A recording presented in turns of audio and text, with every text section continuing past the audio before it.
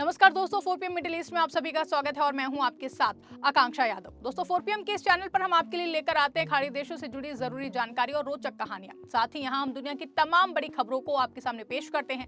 इसी कड़ी में आज हम बात करेंगे एक बेहद अहम खबर के बारे में।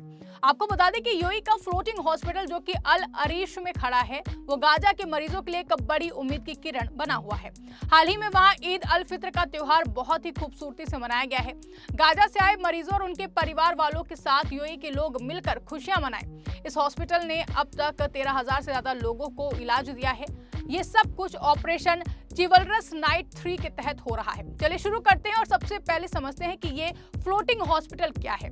ये एक बड़ा जहाज है जो कि समुद्र में तैरता है, लेकिन अल अरीश बंदरगाह में खड़ा रहता है।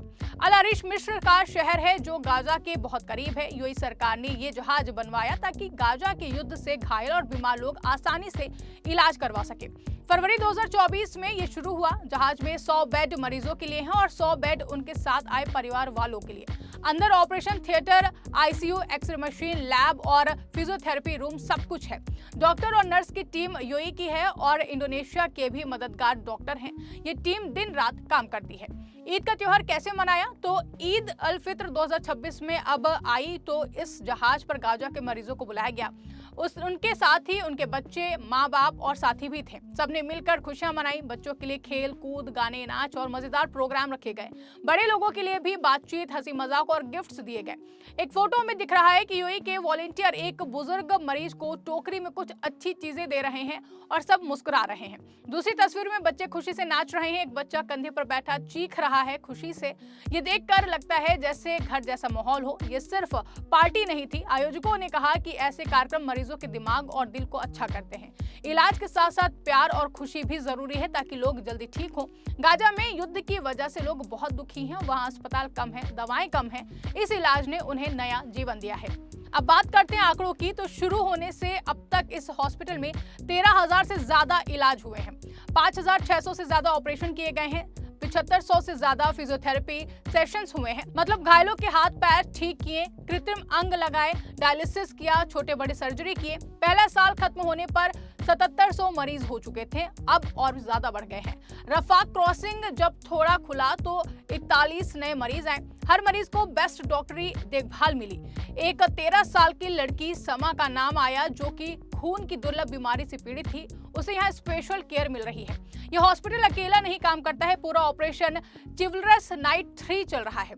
इसमें यूएई हवाई जहाज में मदद भेजता है। रमजान में हुमैद एयर ब्रिज चला जिसमें खाना, कपड़े और ईद के लिए नए कपड़े भेजे।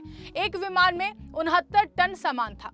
अल जवायदा में 2000 लोगों को बड़े इफ्तार का आयोजन किया गया। सबने मिलकर भाईचारा महसूस किया। लोग कहते हैं यूएई हमेशा मदद करता है। अब सोचिए गाजा के एक मरीज की जिंदगी कैसे बदलती है। मान लीजिए कि कोई बच्चा घायल हुआ, रफा से मिस्र आया, फिर अल अरीश पहुंचा। जहाज पर डॉक्टर ने ऑपरेशन किया, फिर फिजियो में पैर ठीक किया।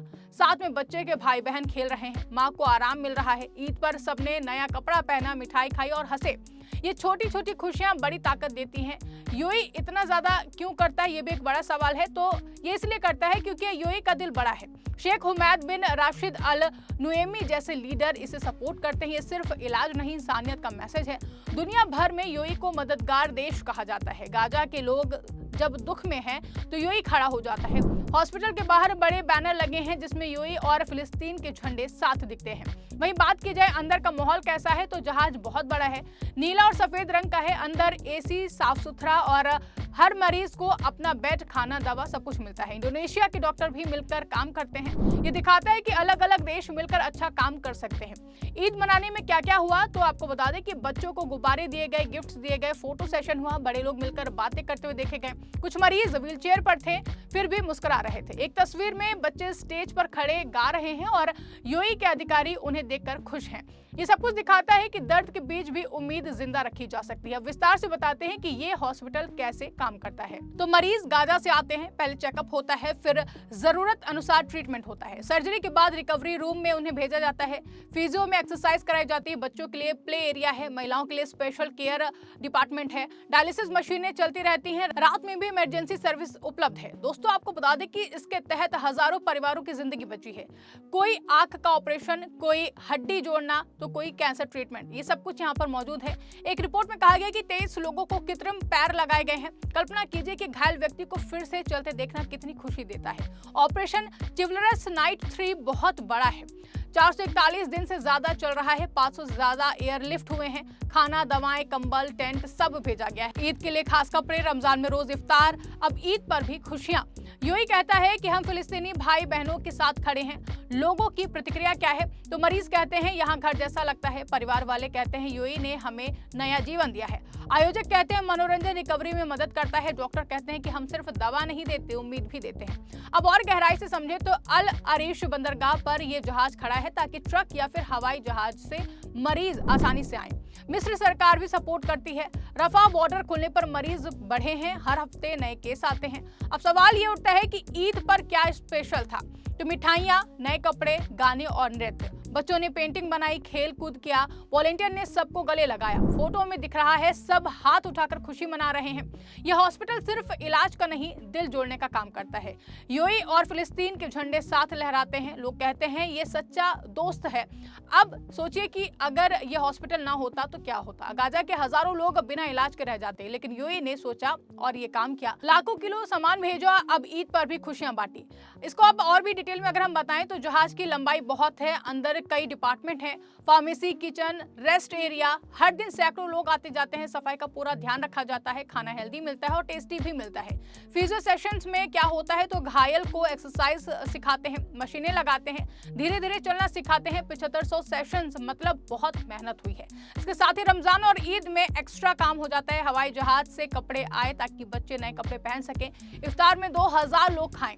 सबने दुआ की यूएई के लिए। ये सब दिखाता है कि यूएई सिर्फ पैसे नहीं देता है, दिल से देता है। दुनिया देख रही है कि इंसानियत कैसे जीतती है। अगर हम और भी विस्तार से बातचीत करें तो ये कह सकते हैं कि ये एक मॉडल है। दूसरे देश भी सीख सकते हैं। हॉस्पिटल में ट्रेनिंग भी होती है, लोकल स्टाफ को मदद मिलती है। मरीज जब ठीक होकर जाते हैं तो मुस्कुरा जाते हैं। आपको बता दें कि परिवार धन्यवाद करते हैं। यूएई के वॉलेंटियर गर्व महसूस करते हैं। ये दुख की दुनिया में रोशनी है। अब 13,000 का मतलब परिवार मिलाकर 30 से 40 हजार लोग प्रभावित हुए हैं। हर मरीज के घर खुशी। यूएई की ये कोशिश सालों से चल रही है। पहले भी मदद दी जाती थी, अब और भी ज्यादा मजबूती के साथ मदद की जा रही है। अल अरीश में ये जहाज बंदरगाह पर खड़ा दिखता है, सफेद और नीला। बड़े पोस्टर लगे हैं, रैंप से मरीज अंदर जाते हैं। ये सब मिलकर एक बड़ी कहानी है, इंसानियत की, मदद की और उम्मीद की। तो दोस्तों ये थी इस खबर से जुड़ी पूरी जानकारी। अगर आपको वीडियो पसंद आई हो तो वीडियो को ज्यादा से ज्यादा लाइक और शेयर करना ना भूलें, और हमारे चैनल पर नए हैं तो चैनल को सब्सक्राइब जरूर कर लें और देखते रहिए 4PM मिडिल ईस्ट।